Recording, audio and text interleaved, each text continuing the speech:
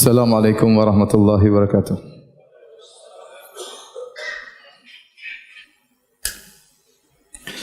Innal hamdalillah nahmaduhu wa nasta'inuhu wa nastaghfiruhu wa natubu ilayhi wa na'udzu billahi min shururi anfusina wa min sayyiati a'malina.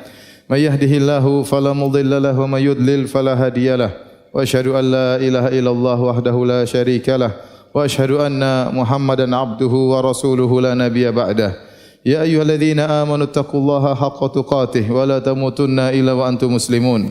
Fa inna asdaqal hadithi kitabullah wa khairal huda huda Muhammadin sallallahu alaihi wasallam wa syarrul umuri muhdatsatuha wa kullu muhdatsatin bid'ah wa kullu bid'atin dhalalah wa kullu dhalalatin finnar. Ma'asyiral muslimin, usikum wa iyaya bitaqwallah faqad fazal muttaqun. Al-Imam Al-Bukhari meriwayatkan dari sahabat yang mulia Abu Hurairah radhiyallahu taala anhu. Beliau berkata, qala Rasulullah sallallahu alaihi wasallam, Rasulullah sallallahu alaihi wasallam bersabda, innallaha ta'ala qala, sungguhnya Allah Subhanahu wa taala berfirman, man adali waliyan faqad adantuhu bil harb, barang siapa yang memusuhi waliku maka aku umumkan peperangan kepadanya. Wa ma taqarraba ilayya 'abdi bi syai'in ahabba ilayya mimma aftaradtuhu alaihi, tidaklah hambaku mendekatkan dirinya kepadaku dengan sesuatu yang lebih aku cintai daripada apa yang aku wajibkan kepadanya. Wala yazalu 'abdi yataqarrabu ilayya bin nawafil hatta uhibbah, dan senantiasa hambaku mendekatkan dirinya kepadaku dengan perkara-perkara yang sunnah sampai aku mencintainya. Fa idza ahbabtuhu, kalau aku sudah mencintainya, kuntu sam'ahu alladhi yasma'u bihi, aku menjadi pendengarannya yang dia mendengar dengannya. Wa basarahu alladhi yubsiru bihi, dan aku menjadi penglihatannya yang dia melihat dengannya. Wa yadahu allati yabtishu biha, dan aku menjadi tangannya yang dia memukul dengan tangannya tersebut. Wa rijlahu allati yamshi 'alaiha, dan aku menjadi kakinya yang dia berjalan di atas kakinya tersebut. Fa in sa'alani fa la u'tiyannahu, kalau dia memohon kepadaku maka sungguh aku akan mengabulkan permohonannya. Wa la in ista'adzani la u'idhannahu, kalau dia minta perlindungan kepadaku maka sungguh aku akan melindunginya. Hadis ini hadis yang sahih yang diriwayatkan dalam Sahih Al-Bukhari, menjelaskan tentang hakikat seorang wali, yang barang siapa memusuhi wali tersebut maka sungguh dia telah diajak berperang oleh Allah Subhanahu wa taala. Dia akan diperangi oleh Allah Subhanahu wa taala. Siapakah wali tersebut? Dalam hadis qudsi ini Allah Subhanahu wa taala menjelaskan bahwasanya seorang wali adalah yang mendekatkan dirinya kepada Allah Subhanahu wa taala dengan perkara-perkara yang wajib. Setelah itu dia pun berusaha mendekatkan dirinya kepada Allah dengan perkara-perkara yang sunnah, dan selalu demikian, wala yazalu abdi, yaitu hambaku senantiasa mendekatkan dirinya kepadaku dengan perkara-perkara yang sunnah. Dan apa buahnya? Buahnya jika dia menjadi seorang wali, kata Allah, hatta uhibbah, aku pun mencintainya. Dan jika Allah sudah mencintainya, maka Allah akan menjadi pendengarannya, jadi penglihatannya, jadi tangannya, jadi kakinya. Dalam sebagian riwayat, ya, walisanahu alladhi yantiqu bihi, maka aku menjadi lisannya yang dia berbicara dengan lisan tersebut. Wa qalbahu alladhi yaqilu bihi, dan aku menjadi hatinya yang dia berfikir dengan hatinya tersebut. Ini adalah buah dari perjuangan seorang menjadi seorang wali Allah Subhanahu wa taala. Maka senantiasa dia akan diberi taufik oleh Allah Subhanahu wa taala. Allah akan menjaga pandangannya. Dia tidak akan melihat sembarangan. Kalau dia ingin melihat keburukan, maka Allah akan memalingkannya. Kalau ada hal-hal buruk yang mungkin terlihat, maka dia akan menghindarinya. Allah juga akan menjaga pendengarannya. Dia akan dibuat gelisah jika mendengar hal-hal yang buruk. Dia tidak suka mendengar perkara-perkara yang ghibah, bahkan dia dijauhkan dari hal-hal yang buruk untuk didengarkan. Hatinya menjadi benci untuk mendengarkan perkara-perkara yang haram. Demikian juga tangannya, demikian kakinya, dia tidak akan melangkahkan kakinya, ya, menuju hal-hal yang diharamkan oleh Allah Subhanahu wa taala. Ada seorang salaf, tatkala dia sakit kemudian kakinya harus diamputasi. Tatkala kakinya diamputasi, dia berkata, demi Allah, ini kaki tidak pernah aku gunakan untuk melangkahkan menuju kemaksiatan kepada Allah Subhanahu wa taala. Demikian juga tatkala dia hendak berbicara, maka lisannya diberi taufik oleh Allah Subhanahu wa taala, dibimbing oleh Allah Subhanahu wa taala, maka dia tidak sembarang berbicara. Dia akan memilih kata-kata yang baik untuk dia utarakan. Dan dia akan dijaga hatinya. Dia tidak akan memikirkan hal-hal yang buruk sehingga dia dibimbing oleh Allah Subhanahu wa taala selalu. Bukan maksudnya seorang wali adalah seorang yang maksum yang tidak mungkin salah, karena kemaksuman al-ismah hanya untuk para nabi ya alaihi wassalatu wassalam. Tetapi maksudnya secara umum mereka senantiasa taat kepada Allah Subhanahu wa taala, senantiasa menjauhkan diri mereka dari kemaksiatan kepada Allah Subhanahu wa taala. Kalaupun mereka bersalah, berdosa, mereka segera kembali kepada Allah Subhanahu wa taala.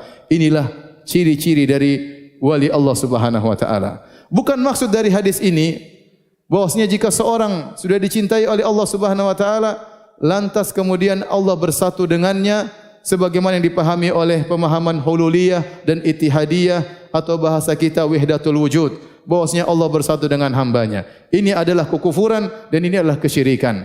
Hadis ini maksudnya aku menjadi pendengarannya, maksudnya Allah membimbing pendengarannya. Aku menjadi penglihatannya, maksudnya Allah membimbing penglihatannya. Makanya dalam riwayat yang lain Allah berkata, "Fabi yasma'u," dengan aku dia mendengar. "Fabi yubsiru," dengan akulah dia melihat. Artinya dengan bimbingan Allah Subhanahu wa taala. Kenapa? Karena dalam hadis ini Allah menetapkan ada Allah, ada hamba. Ada yang meminta, ada yang mengabulkan. Ada yang minta perlindungan, ada yang melindungi. Ada yang beribadah, ada yang diibadahi. Berarti Allah bukanlah hamba. Maka sungguh sesat orang-orang yang menyangka hadis ini menunjukkan adanya manunggaling kawula Gusti, adanya persatuan antara hamba dengan Tuhan, sehingga mereka mengatakan wal abdu rabbun wa rabbu abdun, hamba adalah Tuhan, Tuhan adalah hamba, sebagaimana yang diucapkan oleh Ibnu Arabi yang tersesat dalam pembahasan ini. Ma'asyiral muslimin, para hadirin yang dirahmati oleh Allah Subhanahu wa taala. Sungguhnya buah seorang dicintai oleh Allah Subhanahu wa taala, maka Allah akan menjaganya. Maka benar perkataan seorang ulama, laisa sya'nu an tuhibballah, walakinna sya'na an yuhibbakallah. Bukan perkaranya engkau mencintai Allah, tetapi yang paling penting apakah engkau dicintai oleh Allah atau tidak. Kalau kau sudah dicintai oleh Allah, maka engkau menjadi walinya, menjadi wali Allah Subhanahu wa taala. Maka kalau kau sudah menjadi wali Allah, kau pasti dibimbing oleh Allah Subhanahu wa taala. Pandanganmu dijaga, pendengaranmu dijaga, langkah kakimu dijaga, gerakan tanganmu dijaga, lisanmu dibimbing, pikiranmu terbimbing oleh Allah Subhanahu wa taala. Bahkan lebih daripada itu, buah dari kecintaan Allah terhadap seorang hamba, kata Allah Subhanahu wa taala, la in sa'alani la u'tiyannah. Kalau dia meminta kepadaku, aku akan kabulkan permohonannya. Dan terlalu banyak kisah-kisah bagaimana para wali-wali Allah kalau mereka berdoa kepada Allah maka akan dikabulkan oleh Allah Subhanahu wa taala. Al-Imam Al-Bukhari meriwayatkan sebuah kisah dalam sahihnya tatkala Rubayya bintu An-Nadhr kasarat thaniyata jariyah. Ada seorang wanita bernama Rubayya binti Nadhr, saudaranya Anas bin Nadhr, dia mematahkan gigi seorang wanita. Kemudian akhirnya mereka pun keluarga Rubayyi minta maaf, ya, minta agar membayar arsy. Fatalabu minhumul arsy fa abau. Maka keluarga Rubayyi mengatakan bagaimana kalau kita bayar dia, bayar ganti rugi. Ternyata keluarga wanita tersebut tidak menerima. Ya, fatalabu minhumul afwa, minta dimaafkan, tidak diterima. Minta dimaafkan tidak diterima, minta ganti rugi tidak diterima. Maka mereka pun mengadukan kepada Nabi sallallahu alaihi wasallam. Mereka minta untuk dikisos. Akhirnya Rasulullah sallallahu alaihi wasallam pun amara bil qisas. Nabi sallallahu alaihi wasallam merintahkan agar Rubayya binti Nadhr dikisos, giginya juga dipatahkan. Maka hal ini didengar oleh saudaranya Anas bin Nadhr, seorang sahabat yang sangat mulia yang meninggal mati syahid dalam perang Uhud. Maka dia datang kepada Nabi sallallahu alaihi wasallam, dia berkata, "Ya Rasulullah, atuksaru thaniyatu Rubayyi?" Ya Rasulullah, apakah giginya Rubayyi akan dipatahkan? Wallahi la tuksaru thaniyatuha. Demi Allah ya Rasulullah, giginya tidak akan dipatahkan. Rasulullah SAW kaget mendengar perkataan Anas. Kata Rasulullah SAW, ya Anas, kitabullah qisas. Ya Anas, dalam Al-Quran harus dikisas. Artinya apa? Mereka tidak mau memaafkan, mereka tidak mau menerima ganti rugi. Tidak ada jalan lain kecuali harus dikisas. Tapi kata Anas bin Nadhr, wallahi la tuksaru thaniyatuha. Demi Allah giginya tidak akan dipatahkan.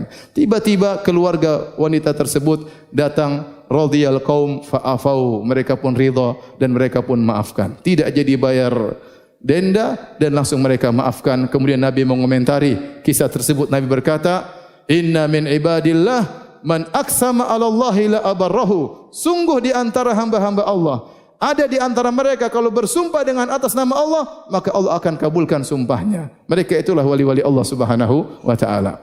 Demikian juga kata Allah Subhanahu wa taala dalam hadis qudsi ini, wala in ista'adzani la uidzannahu. Kalau mereka minta perlindungan kepadaku, niscaya aku akan melindungi wali tersebut. Sebagaimana disebutkan kisah tentang Hasan al-Basri rahimahullahu taala, seorang imam dari ulama tabi'in. Tatkala dia dikejar oleh Hajjaj bin Yusuf Ats-Tsaqafi untuk ditangkap, maka al-junud pasukan mengejar Hasan al-Basri. Maka Hasan al-Basri kemudian bersembunyi di rumah salah seorang. Kemudian dia pun berdoa kepada Allah Subhanahu wa taala. Maka datanglah pasukan tersebut masuk ke rumahnya dan mereka mencari, periksa sana sini, mereka tidak menemukan Hasan al-Basri. Kemudian mereka pun laporkan kepada Hajjaj, wahai Hajjaj, sungguhnya Hasan al-Basri tidak ada. Kata Hajjaj bin Yusuf Ats-Tsaqafi, ada, tetapi Allah menutup mata-mata kalian. Aqulu qouli hadza astaghfirullah li wa lakum wa lisa'iril muslimin min kulli dhanbin wa khati'ah fastaghfiruhu innahu huwal ghafurur rahim.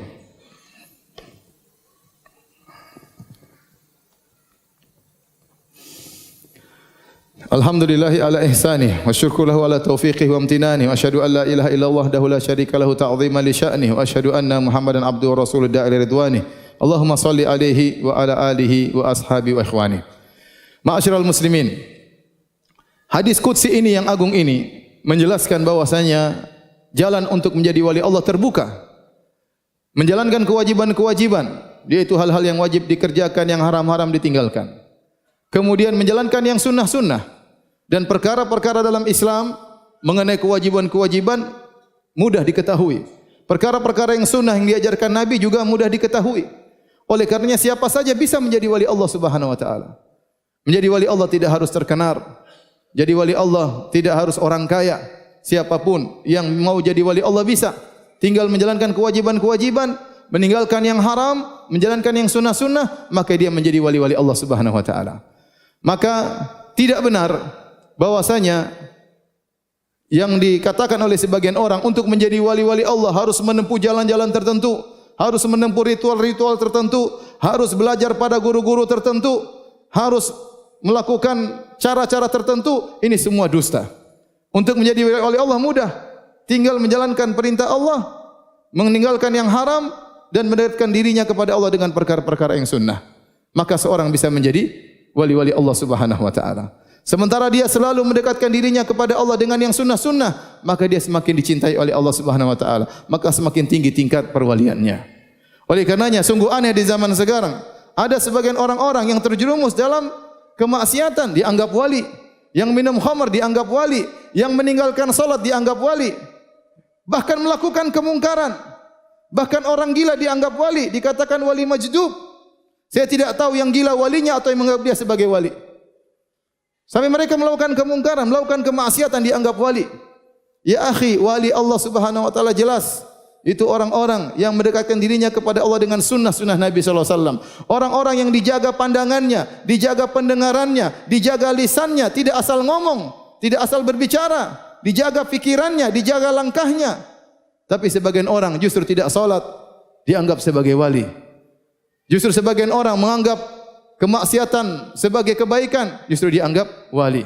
Sebagian orang dianggap semua agama benar masuk surga, maka dianggap wali. Ini adalah cara berfikir yang salah tentang wali-wali Allah Subhanahu wa taala.